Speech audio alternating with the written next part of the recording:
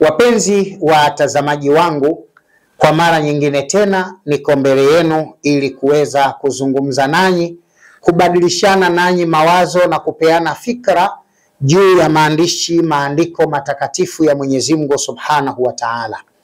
Na katika kipindi cha leo, kama nilivyoahidi siku za nyuma, napenda ningetumia fursa hii leo kuzungumzia mgogoro wa Israeli na Palestina, mgogoro ambao katika nyakati za hivi karibuni ndio umetrendi na kushika vichwa vingi vya habari vya vyombo vya habari duniani, na ni mgogoro ambao katika hali ya kawaida kila mmoja ana lugha yake ya kuzungumza na kudefine kwamba mgogoro huu wa Israeli na Palestina ni mgogoro wa namna gani, unasababishwa na sababu gani na vitu vya mfano wa hivyo.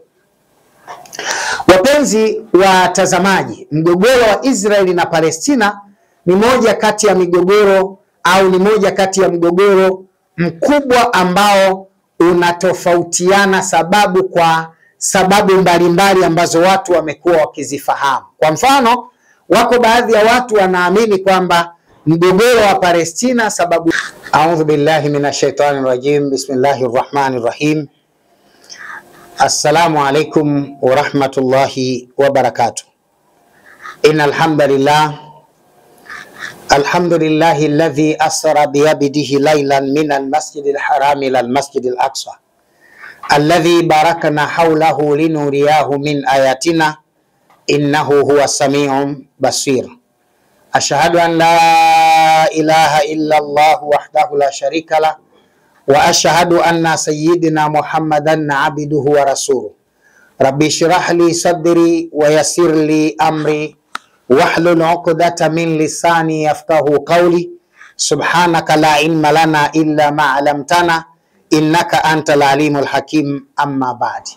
Baada ya kumshukuru Mwenyezi Mungu Subhanahu wa Ta'ala na kuzitaka ziada za kheri zimiminike kwa wingi kwa kiongozi wa umma, kipenzi cha watu, Mtume Muhammadin sallallahu alayhi wasallam, wapenzi watazamaji wangu, kwa mara nyingine tena niko mbele yenu ili kuweza kuzungumza nanyi, kubadilishana nanyi mawazo na kupeana fikra juu ya maandiko matakatifu ya Mwenyezi Mungu Subhanahu wa Ta'ala.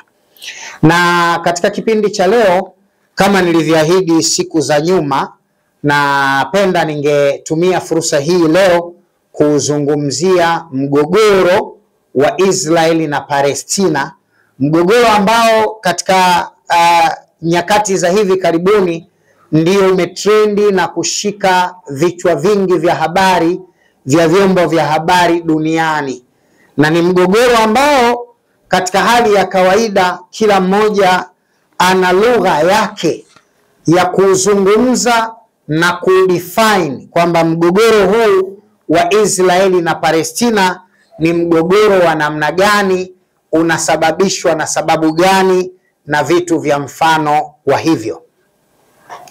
Wapenzi watazamaji, mgogoro wa Israeli na Palestina ni moja kati ya migogoro au ni moja kati ya mgogoro mkubwa ambao unatofautiana kwa sababu mbalimbali ambazo watu wamekuwa wakizifahamu. Kwa mfano, wako baadhi ya watu wanaamini kwamba mgogoro wa Palestina sababu yake ni ardhi, kwamba Waisrael na Wapalestina wanagombea ardhi, na hiyo ndo sababu inayopelekea Waisraeli na Wapalestina kugombana.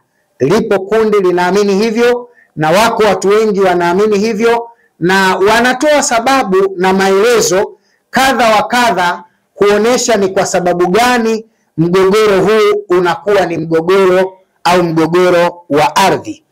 Lakini lipo kundi linaamini kwamba Israeli na Palestina wana mgogoro wa kiimani. Israeli na Palestina wana mgogoro wa kiimani, na ziko hoja za msingi ambazo wataalamu wa historia na mambo ya filosofi wanafundisha kwamba kwa nini Waisraeli na Wapalestina wana ugomvi kutokana na tatizo la kiimani.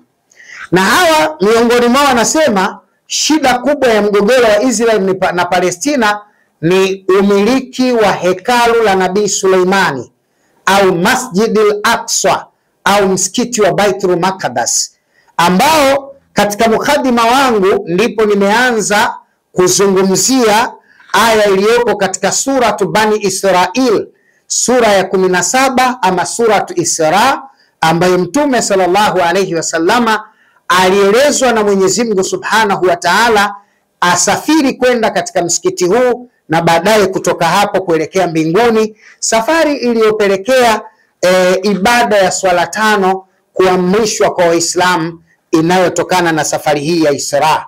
Baadaye akaenda Mi'raji na Mtume akapewa amri ya swala 5.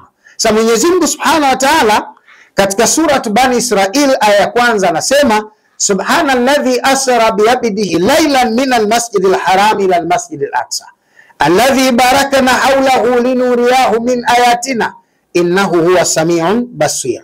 Mwenyezi Mungu anasema utukufu ni wa Mwenyezi Mungu ambaye amempeleka mja wake ndani ya usiku mmoja katika sehemu ya kipande cha usiku huo, min almasjidil haram ila almasjidil aqsa, kutoka katika msikiti wa Haram Maka mpaka msikiti wa Aqsa, yani msikiti wa mbali kule Palestina.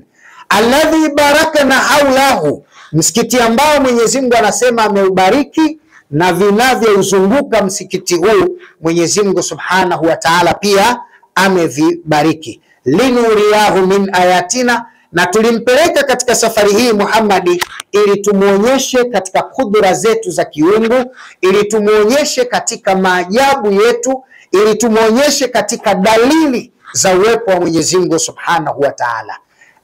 Linuriyahu min ayatina, tumuonyeshe ishara za kiungu zinazotokana na Mwenyezi Mungu. Linuriyahu min ayatina innahu huwa samiun basir, hakika yake Mwenyezi Mungu samiun, ni mwenye kusikia, basir, na ni mwenye kuona yale yote ambayo dunia au watu wakiwa wanayatenda. Kwa hiyo mpenzi mtazamaji, Qur'ani kwanza inatuonesha kwamba Isra au msikiti wa Isra ni moja kati ya misikiti mitukufu, na katika sheria ya Kiislamu na mafundisho ya Kiislamu duniani kuna misikiti mikubwa mitatu. Wa kwanza ni Masjidil Harami pale Maka, wa pili ni Masjidil Nabawi, msikiti wa Mtume SAW pale Madina, na watatu ni Masjidil Aqsa pale katika mji wa Palestina. Lakini mtu anaweza kauliza pia maswali, vipi Mayahudi wawe na ugomvi na Waislamu ambao ndio wa Palestina kwa sababu ya msikiti, ikiwa huu msikiti wenyewe wa hekalu la Suleimani uliopo katika mji wa Jerusalem una imani tatu pale ndani wanaabudia? Kwa sababu unapokwenda katika Masjidil Aqsa pale ndani utakuta makundi matatu na kila upande umetengewa kundi lao. Kuna sehemu wanayoabudia Mayahudi, kuna sehemu wanayoabudia Waislamu, na kuna sehemu wanayoabudia Wakristo. Sasa ikiwa makundi haya matatu ya kiimani yanaabudu pale, kwa nini mgogoro uwe wa Waislamu na Mayahudi hali ya kuwa msikiti wa Aqsa unaabudiwa na makundi matatu? Kwa nini Wakristo wasiwe na mgogoro na Mayahudi ambao ni sehemu ya imani juu ya msikiti ule? Kwa sababu wanaamini, dunia inaamini kwamba Ibrahimu ni baba wa imani na Masjid al-Aqsa ni sehemu ya historia ya Nabii Allah Ibrahim, kwa sababu hata kaburi yake na kaburi za watoto wake, kaburi ya mke wake, kaburi za wakwe zake na baadhi ya mitume na manabii wa Mwenyezi Mungu katika wale Bani Israil wamezikwa katika Masjid al-Aqsa, wamezikwa katika hekalu la Nabii Suleiman lililojengwa mwaka 930 kabla ya kuzaliwa Bwana Yesu, yani BC 930 BC hekalu hili ndio lilijengwa. Lakini historia ya hekalu hili halikujengwa kwa bahati mbaya pale na Suleimani. Hekalu hili historia yake imejengwa ni sehemu ambayo Nabii Ibrahimu aliwahi kuweka eneo la kumwabudia Mwenyezi Mungu alipolinunua shamba hili kama sehemu ya shamba la kuzikia alilokuwa akilenga kumzika mke wake Bibi Sara. Maana yake kwamba unapotaka kuzungumza mgogoro wa Israeli na Palestina, sharti la kwanza lazima utazame historia ya Nabii Ibrahim. Yani Ibrahim ndiyo ana historia nzima ya mgogoro wa Israeli na Palestina.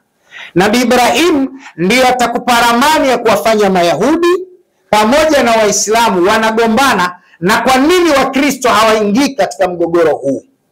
Ukitaka kuyajua haya lazima umtazame Nabii Ibrahim, kwa sababu Nabii Ibrahim ndiyo mwenye historia inayotokana na mgogoro wa Israeli na Palestina. Kwa hiyo mpenzi mtazamaji, leo nitakachokifanya nitajaribu kwenda na historia pana kidogo, kwa sababu nataka nizungumze na Waislamu, nataka nizungumze na Wakristo na hata wale wenye imani ya Kiyahudi. Nataka wapate kutambua ukweli juu ya mgogoro wa Israeli na Palestina na namna watakavyouendea kutambua mgogoro huu kwa kina sana. Mpenzi mtazamaji, unapotaka kuzungumza mgogoro wa Israeli na Palestina, lazima urejee katika vitabu vitakatifu vinavyoitwa kuwa vitabu vya Mungu. Ukisoma katika Biblia, kitabu cha Mwanzo sura ya 12 kuanzia aya ya 1, unaweza ukaona Nabii Ibrahimu historia yake inaanzia wapi, katika mazingira gani kuelekea katika mgogoro huu wa Palestina na Israeli. Mwanzo 12:1 inasema, Bwana akamwambia Abrahamu, toka wewe katika nchi yako na jamaa zako na nyumba ya baba zako, uende mpaka nchi nitakayokuonyesha, nami nitakufanya wewe kuwa taifa kubwa na kukubariki na kulitukuza jina lako, nawe utakuwa baraka. Nami nitawabariki wakubarikio, naye akulaanie nitamlaani, na katika wewe jamaa zote wa dunia watabarikiwa. Basi Abrahamu akaenda kama Bwana alivyomwamuru. Lutu akaenda pamoja naye. Abrahamu alikuwa mtu wa miaka 75 alipohama kutoka katika nchi Harani. Abrahamu akamchukua Sarai mkewe na Lutu mwana wa nduguye na vitu vyao vyote walivyokuwa wamejipatia na hao watu wote waliokuwa pamoja nao huko Harani. Wakatoka ili kuenda katika nchi ya Kanaani, nao wakaingia katika nchi ya Kanaani. Sikiliza vizuri maelezo haya mtazamaji wangu, elewa kwa kina unapotaka kutazama mgogoro wa Israeli na Palestina. Watu wengi wanaueleza mgogoro wa Palestina bila ya kutazama historia. Lakini aya ya 1 mpaka ya 5 ya kitabu hiki kinachoitwa kitabu cha Biblia kinakwenda kukueleza kwa kina sana, upate kufahamu na kujua kwamba historia ya mgogoro wa Palestina inaanzia hapa. Na hii ndio itakuwezesha kujua hili ni kundi gani na kimetokea nini. Andiko linaanza kusema katika aya ya 1, Bwana akamwambia Abrahamu, toka wewe katika nchi yako na jamaa zako na nyumba ya baba zako, uende mpaka nchi nitakayokuonesha, nami nitakufanya wewe kuwa taifa kubwa,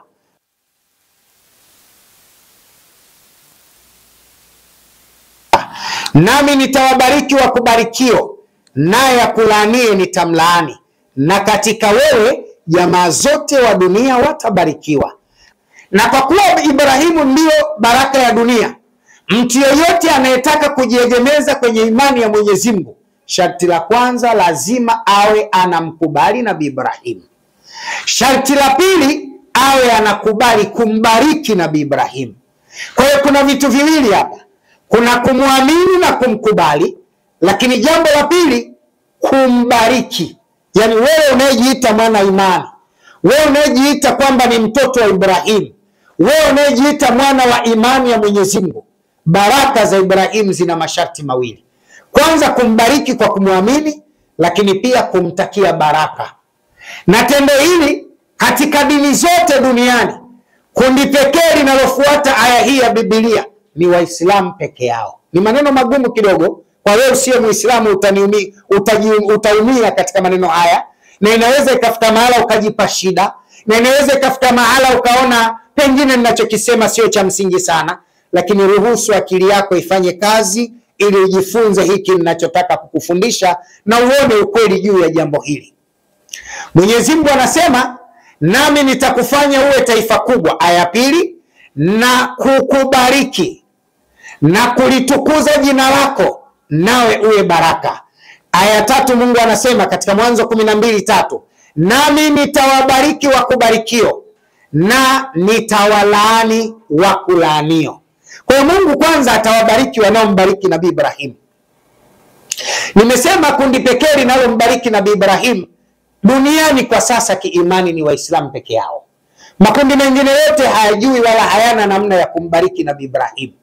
Mfano, Mwenyezi Mungu Subhanahu wa Ta'ala katika Uislamu ametufundisha moja katika ibada za nguzo katika Uislamu ni swala. Uislamu una nguzo 5, misingi mitano inayosimamisha Uislamu. Wa pili ni swala. Wa kwanza ni kumwamini Mwenyezi Mungu, ya pili ni ibada ya swala. Sasa kile kitendo cha ibada ya swala katika zile nguzo 17 za swala, ili swala yako itimie, kuna salatu ala nabii, yani lazima umswalie mtume ndiyo swala yako itatimia. Yani swali utakavyo swali, lakini ndani ya swala yako ya faradhi au ya sunna, usipomswalia mtume, swala hiyo haiswihi, swala hiyo haipokelewi. Hata ungeswali Madina, hata ungeswali Maka, hata ungeswali mbinguni, swala hiyo haiswaliwi, haiswihi, haikubaliwi. Sasa katika hii salatu ala nabii, Waislamu wana maneno haya, wanasema Allahumma salli ala Muhammad wa ala ali Muhammad kama sallaita ala Ibrahim wa ala ali Ibrahim wa bariki ala Muhammadin wa ala ali Muhammad kama barakta ala Ibrahim wa ala ali Ibrahim. Mwenyezi Mungu anatuambia tuwe tunayasema maneno haya katika swala zetu 5 kwa siku. Katika kila rakaa 17 za swala lazima tumswalie Ibrahimu na Muhammadi mara 2. Allahumma salli ala Muhammad kama sallaita ala Ibrahim, Allahumma bariki ala Muhammad kama barakta ala Ibrahim. Mwenyezi Mungu mswalie na kumpa salamu Muhammad kama ulivyomswalia na kumpa salamu Ibrahim. Mwenyezi Mungu tunakuomba mbariki Muhammad kama ulivyombariki Ibrahim, kama barakta ala Ibrahim, kama ulivyombariki Ibrahim. Kwa nini tunamwambia Mungu kama barakta ala Ibrahim, kama ulivyombariki Nabii Ibrahim? Waislamu wanatambua kwamba Mwenyezi Mungu alisema katika kitabu cha Mwanzo sura ya 12 aya nambari 2, nami nitakufanya wewe kuwa taifa kubwa na kukubariki na kulitukuza jina lako, nawe uwe baraka. Ndiyo maana Waislamu dunia nzima wanaamini Ibrahimu ndiyo baba wa imani ya Uislamu, na ndiyo baba wa mitume kwa maana ya imani. Ndiyo katika ulul azmi, katika wale mitukufu, watume mitukufu 5, mitume bora ulul azmi, wavumilivu 5, Nabii Ibrahimu yupo.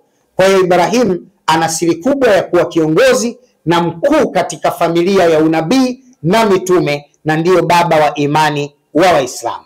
Sasa Mwenyezi Mungu anamwambia Ibrahim, hama wewe kutoka katika nchi ya ya Mesopotamia uende ukaishi katika nchi ya Kanaani. Nabii Ibrahim alipoagizwa jambo hili alilitekeleza au hakulitekeleza?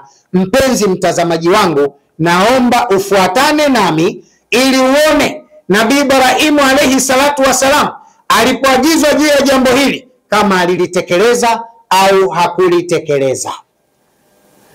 Ili kulitambua jambo hilo, tutasoma kitabu cha Mwanzo sura ya 15 aya ya 1 na kuendelea.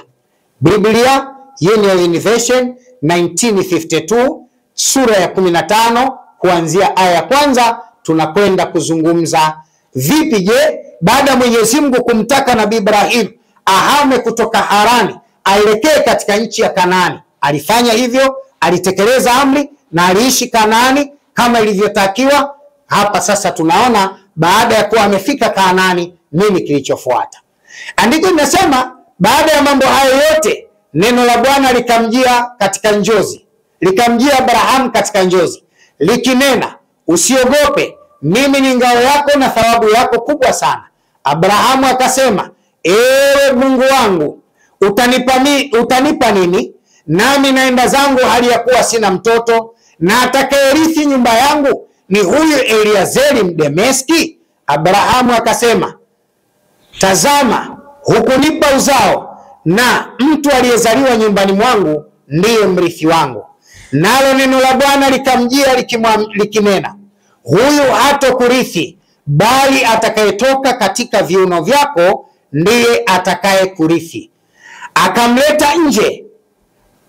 Akamleta nje, akasema, tazama sasa mbinguni, ukazihesabu nyota, na ikiwezekana kuzihesabu. Akamwambia, ndivyo utakavyokuwa uzao wako. Akamwamini Bwana huko, naye akamhesabia jambo hilo kuwa ni haki.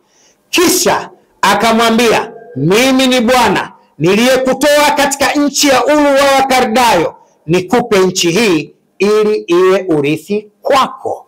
Sikiliza maneno haya. Mwanzo sura ya 15 aya ya kwanza tumesoma mpaka aya ya 7. Mungu anamwambia sasa Nabii Ibrahim, baada ya Nabii Ibrahim kutoa maelezo kwa Mwenyezi Mungu, ya Rabbi, mimi nakufa, umri ushakuwa mdogo mwingi, nina miaka mingi mimi, na kwenda zangu, sina mrithi. Umenipa mali nyingi, maisha ni mazuri, lakini sina mrithi. Na wakati huu Nabii Ibrahim alikuwa na mfanyakazi aliyekuwa akiitwa Eliazeri, ni Mdamascus, ni mtu wa Syria. Huyu ni Eliazeri aliyekuwa akiitwa ni Eliazeri ambaye alikuwa ni mtu wa Damascus, anatokea katika nchi ya Syria. Sasa Ibrahimu anamuuliza Mungu kwamba, je, atakayenirithi mimi ni yule Eliazeri ambaye ni mtu wa Damascus, ni mtu wa Syria, mtumishi wangu mwaminifu? Na kwa bahati nzuri Eliazeri alisilimu, alikuwa Muislamu akifuata imani ya Nabii Ibrahim, na ndiyo maana Eliazeri ndiyo mtumishi aliyoagizwa na Nabii Ibrahim akamuolea Ishaka mke. Tutaona mbele katika historia ili upate kutambua. Ishaka aliolewa mke na Eliazeri baada ya Nabii Ibrahim kuwa mtu mzima sana. Akalazimika kutumwa Eliazeri kutoka tena katika nchi ya Kanaani, akarudi mpaka Uru wa Wakaldayo, Mesopotamia, kwenda kumtafutia mke ujombani kwao. Nabii Ishaka akapewa mke kutoka katika watoto wa kaka wa mama yake, yani kutoka katika familia ya Labani. Akaoa huko, akazaa watoto 12, akazaa watoto wawili ambao ni Ishaka pamoja na Esau. Tutaeleza kisa hicho mbele ili ujue historia ya mgogoro wa Palestina na Israeli insha Allah. Sasa katika maandiko haya tunaonyeshwa kwamba Nabii Ibrahim anapomuuliza Mwenyezi Mungu, basi atakayerithi nyumbani kwangu ni huyo Eliazeri Mdameski, Mungu anamwambia huyo hatakurithi, atakayekurithi atatoka katika viuno vyako. Eliazeri hatokurithi, bali atakayekurithi ni yule atakayetoka katika viuno vyako. Swali linakuja, atakayemrithi nini? Swali linakuja, atakayemrithi nini? Ibrahimu ana mali, Ibrahimu amepewa nchi, Ibrahimu ni nabii, anakwenda kurithiwa nini? Anarithiwa nabii, anarithiwa nchi, anarithiwa imani, anarithiwa mali, anarithiwa nini? Majibu yanakuja kwenye Mwanzo 12:1. Mungu anamwambia kwanza Nabii Ibrahim, toka wewe na jamaa zako uende mpaka nchi nitakayokuonyesha. Nitakurithisha nchi hiyo, nitakufanya uwe baraka, nami nitakufanya kuwa taifa kubwa. Akubarikie nitambariki, akulaanie nitamlaani. Maana yake kwamba urithi anaouzungumzia Ibrahimu hapa kwanza ni urithi wa nchi na mali. Anataka kujua baada ya kuondoka urithi wa mali na nchi aliyokabidhiwa na Mungu kwenye Mwanzo 12:1. Nani anayepaswa kurithi mali hiyo? Atarithi Eliazeri mtu wa Damascus Msiria, kwa sababu tayari ashakuwa na imani ya dini ya Ibrahimu. Atarithi yeye? Mungu anamwambia hasha, hatokurithi, bali mrithi atakayerithi nchi hii, mrithi atakayerithi mali hizo atatoka katika viuno vyako. Kwa hiyo Mwenyezi Mungu anamwashiria Ibrahimu kupata mtoto lakini mtoto huyo atapatikana kwa sharti, na sharti lenyewe litakuwa ni la kuingilia. Yani Nabii Ibrahim atapata mtoto baada ya kuingilia mwanamke kwa njia ya halali, na baada ya kumuingilia mwanamke, huyo mwanamke atapata mimba, na huyo mwanamke akipata mimba atazaa mtoto, na huyo mtoto akizaliwa ndiye atakayekuwa mrithi wa nchi hiyo na mrithi wa mali za Nabii Ibrahim. Sasa swali linakuja, mtoto aliyepatikana na Nabii Ibrahim kupitia kiuno chake kwa tendo la ndoa ni mtoto gani kati ya watoto wawili wa Nabii Ibrahim, kwa maana ya Ismail na Ishaka? Kwa sababu Ibrahimu alikuwa na watoto wawili. Ishaka alimzaa kwa Hajara, alimzaa kwa Sara, na Ismail alimzaa kwa Hajara.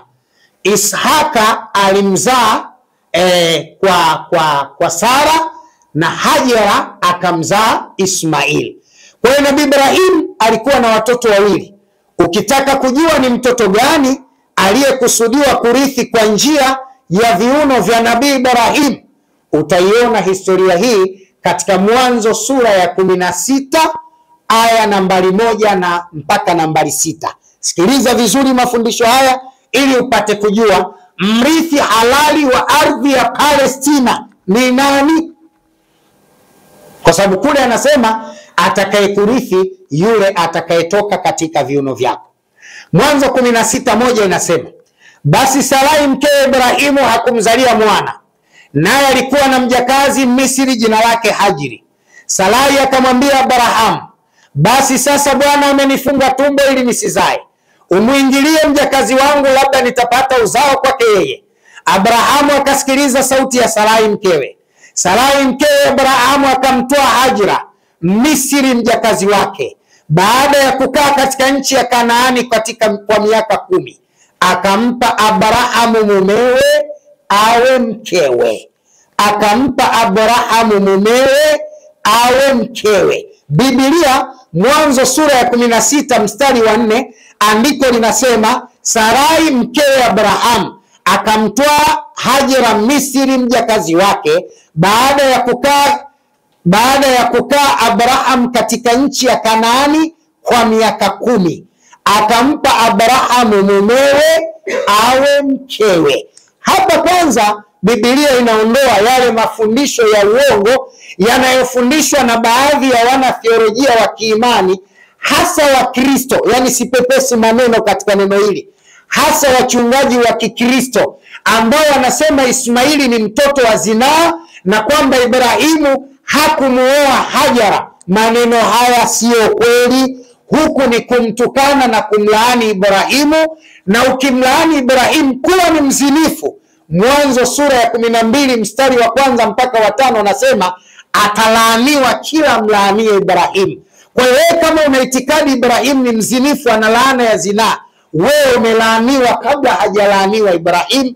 Na Mungu ameweka maelezo katika 16 Mwanzo aya nambari 5 kwamba Sara mkewe, ambaye ndiye alikuwa mmiliki wa Hajara, aliyepewa Hajara kwa sababu ya vitimbi alivyofanyiwa na Farao akiwa Misri, akamkabidhi Abrahamu mumewe awe mkewe. Na kanuni ya ndoa siku zote, yule mwenye kumiliki mtoto au mwenye kumiliki binti ndiye anayeozesha.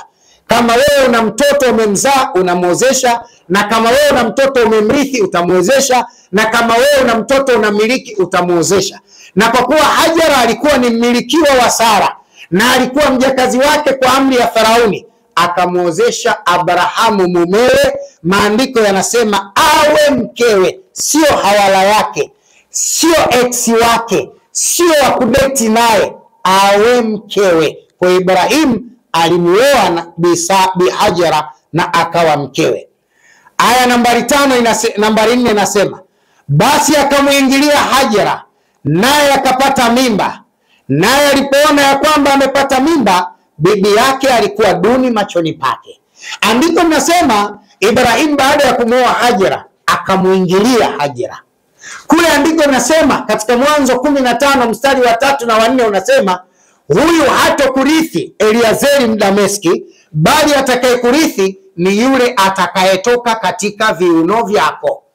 Andiko la Mwanzo sura ya 16 mstari wa 5, Sarai akamwambia Ibrahim, aya nambari 4, basi aya nambari 3, samahani, aya nambari 3 inasema, Sarai mke wa Abrahamu akamtoa Hajiri Misri mjakazi wake baada ya kukaa naye katika nchi ya Kanaani kwa miaka 10, akampa Abrahamu mumewe awe mkewe. Namba 4 inasema, basi akamwingilia Hajara naye akapata mimba, naye alipoona ya kuwa amepata mimba, bibi yake alikuwa duni machoni pake. Andiko nasema Ibrahimu alimuingilia alimuingilia Hajara akapata mimba. Alipopata mimba, wivu wa kiwanawake ukaingia. Hajara akamdharau Sara kwa kuwa yeye ni bibi mdogo. 2, amepata mimba. 3, amepata nafasi ya kuzaa kwa Nabii Ibrahim ambaye alikuwa hajapata mtoto kwa muda mrefu.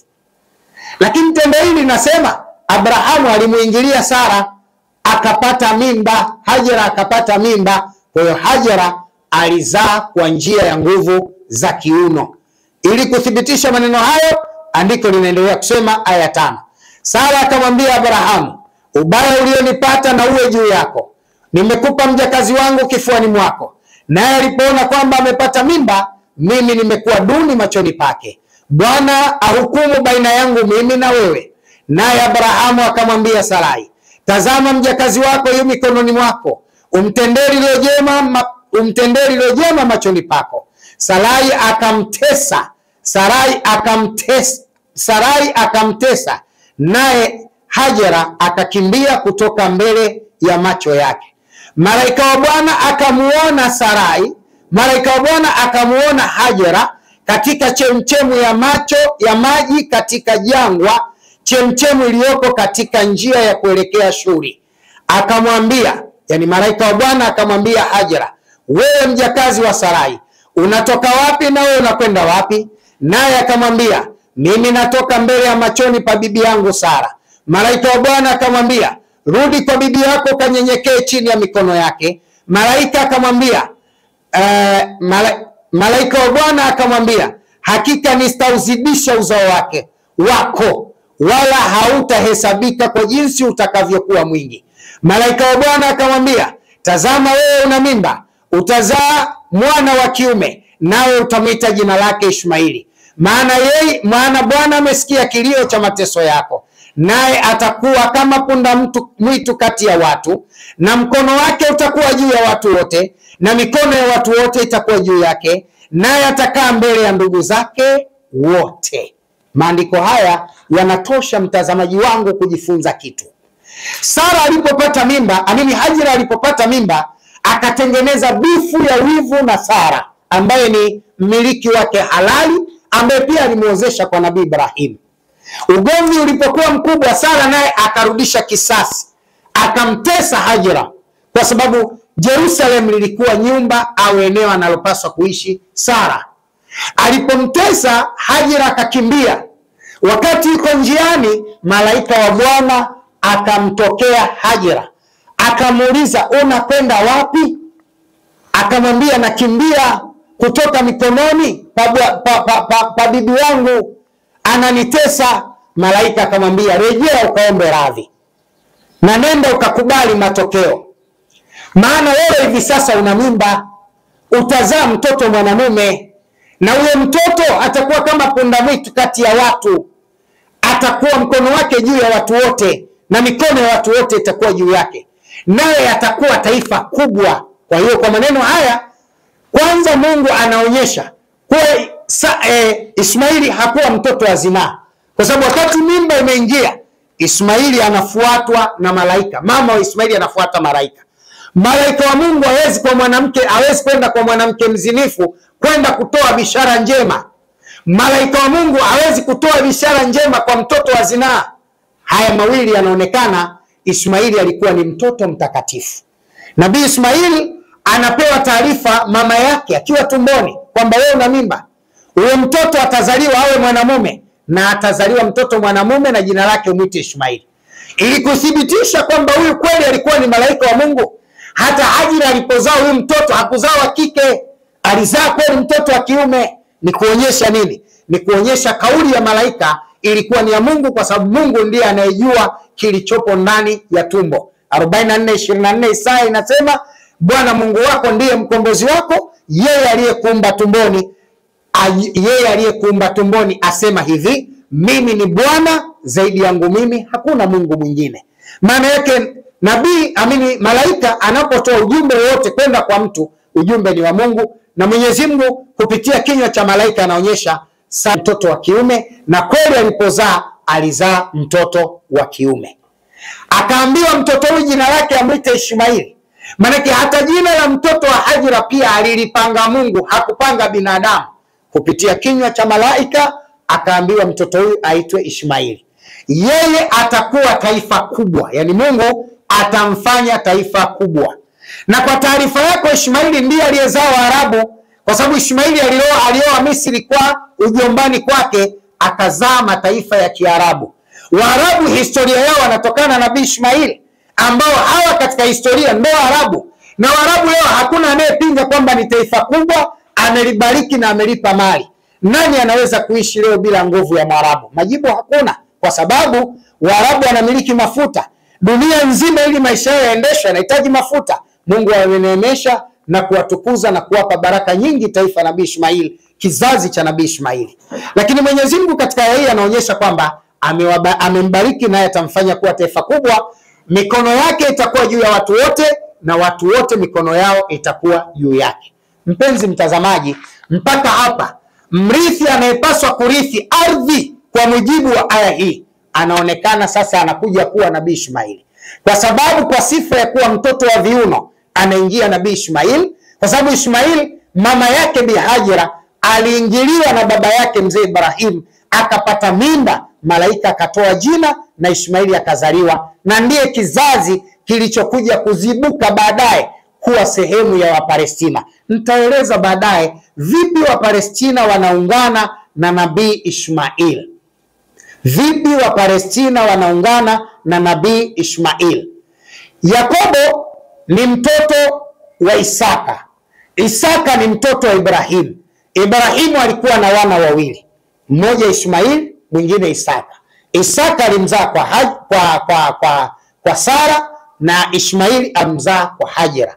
Isaka aliyezaliwa kwa Sara akazaa watoto wawili ambao ni Yakobo pamoja na Esau.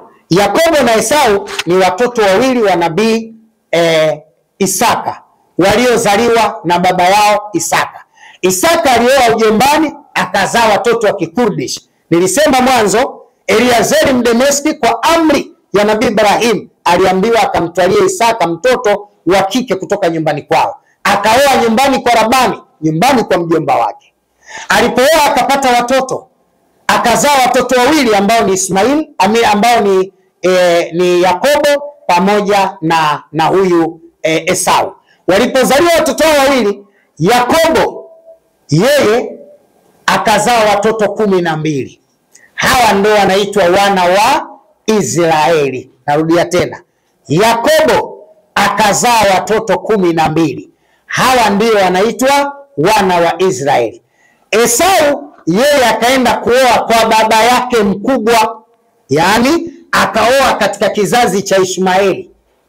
Alipooa kizazi cha Ishmaeli akazaa watoto ambao leo ndio wa Palestina.